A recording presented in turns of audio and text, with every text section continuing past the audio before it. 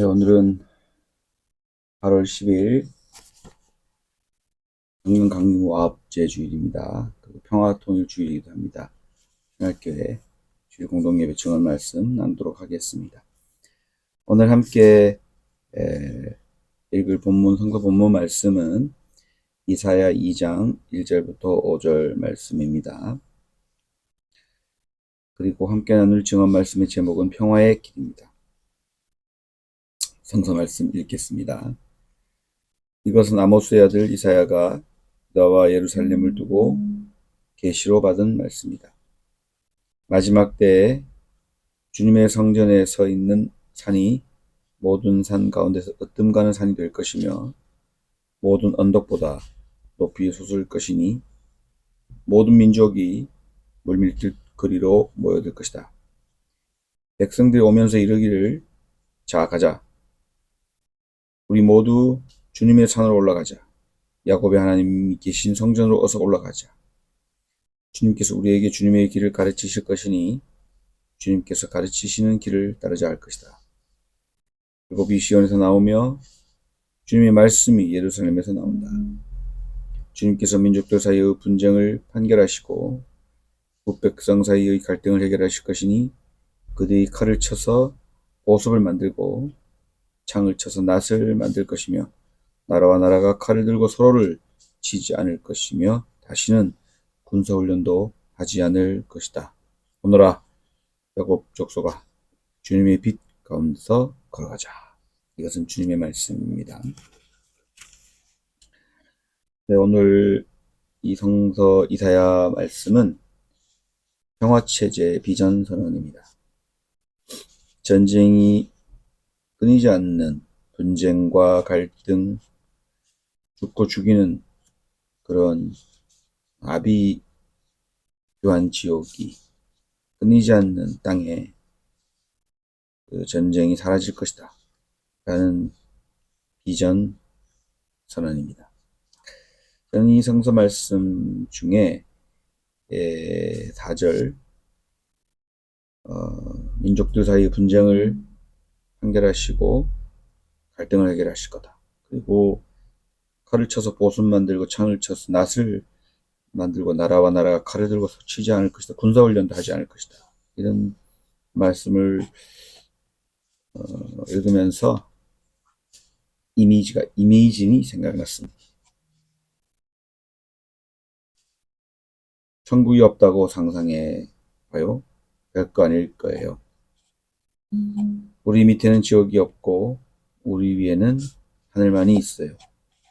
상상해 봐요. 세상 모든 사람들이 오늘을 위해 살아가는 모습을. 국가가 없다고 상상해 봐요. 어려운 일이 아니에요. 죽고 죽일 필요가 없고 종교도 없을 거예요. 상상해 봐요. 모든 사람들이 평화 속에서 살아가는 모습을. 당신은 저를 몽상가라고 하겠지만 저는 혼자가 아닙니다. 당신이 우리와 함께 하기를 바라요. 그렇다면 세상은 하나가 될 거예요. 사유재산이 없다고 생각해 봐요. 상상해 봐요. 당신이 할 수 있을지 궁금해요. 욕심 부릴 필요도 굶주릴 필요도 없어요. 인류에만이 있을 뿐이에요. 상상해 봐요. 세상 모든 사람들이 나누며 살아가는 모습을. 당신은 저를 몽상가라고 하겠지만 저는 혼자가 아니랍니다. 당신이 우리와 함께 하기를 바라요. 그렇다면 하나된 세상에서 살아갈 거예요.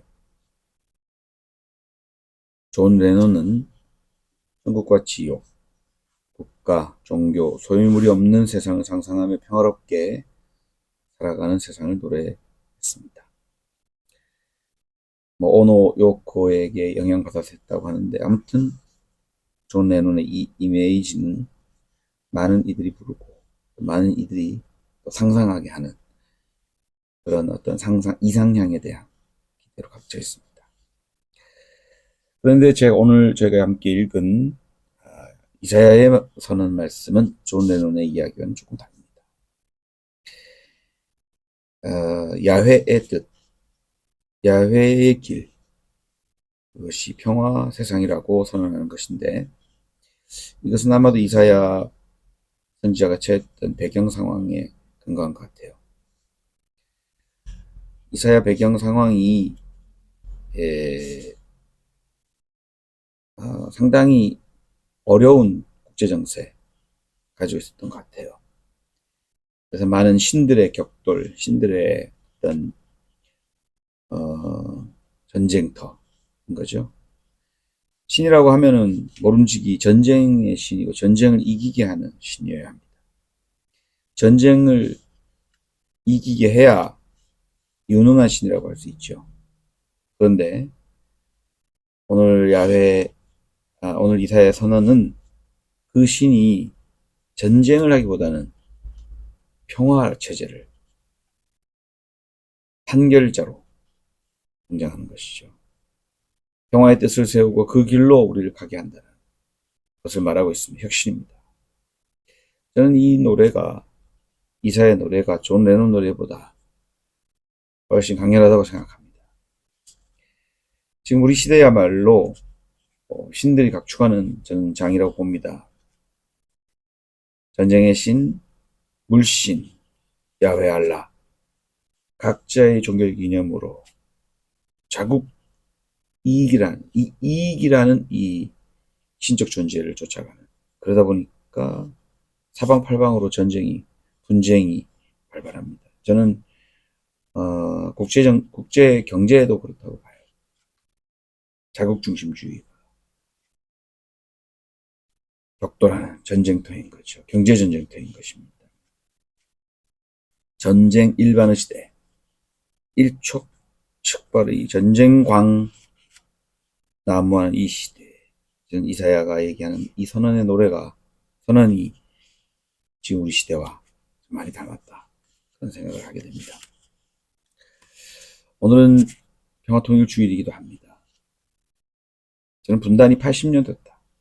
광대에 의해서 냉전이 이 땅에 자리 잡힌 80년 됐죠. 1945년 38선의 경계로 미 군정과 소련군이 주둔하게 되어서 시작된 분단 체제. 그러다가 한국전쟁이 발발한 지도 75년이 되었습니다. 물론 휴전, 전쟁 중단, 정전한 지는 72년이 된 2025년. 여전히 평화의 길은 멀기만 합니다. 북한은 가장 싫어하는 것이 전쟁연습이래요. 한미 간 전쟁연습 70년 역사가 갖고 있습니다. 1955년에 휴전 후 16개월 만에 이 추기라고 하는 우리나라 한자로 추기를 영어로 추기로 표시해서 첫 번째 연합훈련이 시작됐고 이후 스프링쇼 봄비라는 또 카운터 블로우라고 하는 등의 훈련으로 이어져서 연합훈련인 기틀이 마련됐고요. 74년부터 93년까지 팀 스프릿 훈련 봄철 중심으로 진행되었고 또 일시적으로 중단된 적도 있습니다. 1976년부터는 최초로 을지 엑서사이즈, 을지 연습이라는 포커스 렌즈를 통합한 을지 프리덤 가디언이 시작되었고 2008년부터는 현재 명칭으로 이제 딱 자리를 잡게 되었습니다. 을지 프리덤 가디언이죠. 이것은 세계 최대 규모의 컴퓨터 기반 지휘 통제 훈련을 하고 연간 약 5만 명 한국군, 17,500명 미군이 참가하는 아주 대규모 군사 훈련이라고 할 수 있습니다. 실전 훈련이라고 봅니다. 이것은 커맨드 포스트라고 하는 훈련, 이 지휘, 통제 훈련, 그 다음에 현장 실전 훈련, OR, War Eagle이라는 훈련이 병행되고 있어서 실제 대응력과 침투, 억제 능력을 강화하였다. 2018년부터는 북미 정상회담 이후에는 비용 문제하고 이 도발성 문제를 논란돼서 일부 중단했지만 2022년부터 다시 을지 프리덤 실드라는 컴퓨터 기반 지휘 훈련을 확대했고 대규모 연합 훈련 체계로 군사 준비 태세가 강화되었다라고 볼 수 있습니다. 2019년에 잠시 키 리졸브와 포 이글 훈련이 동맹이라고 하는 걸로 축소되기도 했지만 최근에는 더 강화됐다고 하는 거죠. 8월 말에 한미 정상회담이 이루어질 모양인데 한미 동맹 현대화가 다뤄질 전망이라고 합니다. 동맹 현대화라고 하는 건데 북한 위협은 한국 정부, 한국이, 중국 위협은 미국이 이렇게 서로 맡게 되는 거. 대신에 주한미군의 활동 범위를 동아시 인도태평양까지 넓힙니다. 그리고 한국은 GDP의 5%를 지출, 국방비로 지출, 아니 이 동맹 비용을 내기를 요구한다고 합니다.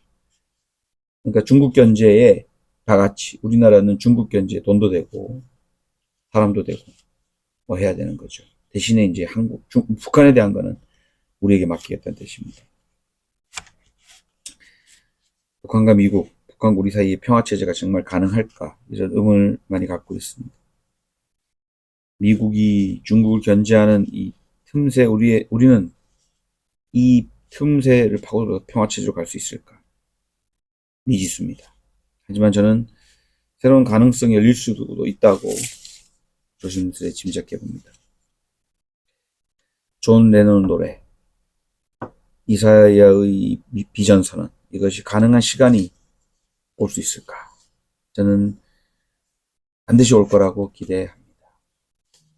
하나님께서는 이 전쟁광 시대에서 부디 새로운 평화를 땅으로부터 정착해 지켜주시기를 하나님께 바라고 기대합니다. 평화의 비전을 품고 살아가는 사람은 포기하지 않습니다. 80년이 지나도 70년이 지나도 72년이 지나도 포기하지 않습니다. 기도하며 그 뜻이 이루어지기를 바라며 나가는 사람이 있다면 반드시 전쟁은 평화로, 전쟁 시대는 평화로, 전쟁광 시대는 평화의 시대로, 총과 칼의 용기계로 우리를 살리는 것으로 변화될 수 있다고 저는 믿습니다. 간절히 바라기는 8월 말 정상회담 또 그 이후에 펼쳐질 이런 상황들이 하나님께서 직접 개입해 주셔서 평화의 시대로 나아갈 수 있는 초석이 되기를 간절히 바랍니다. 사실은 1991년부터 이 남북 평화 체제의 시작이 됐다고 하죠. 롯데우정 때 서로의 체제를 인정하고 상호 공존한다. 기본 방향이라고 하는데 끊임없이 도전하고 도발하고 이런 역사입니다. 올해 그 대결의 상황이 끝나고 평화로 가는 그 길이 열릴 수 있기를 주님의 이름으로 간절히 기원합니다.